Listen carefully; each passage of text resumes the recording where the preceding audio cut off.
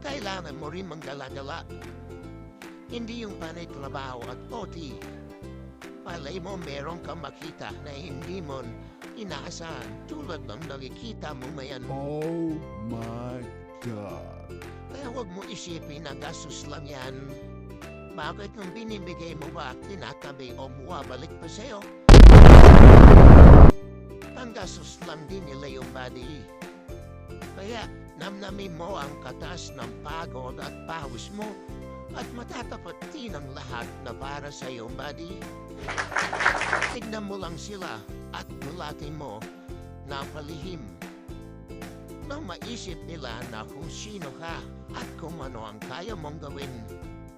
Accepted challenge, buddy.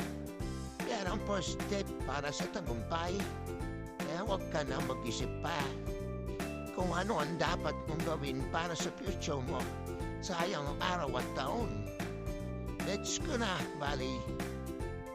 Gina ako. Enjoy your life to be success.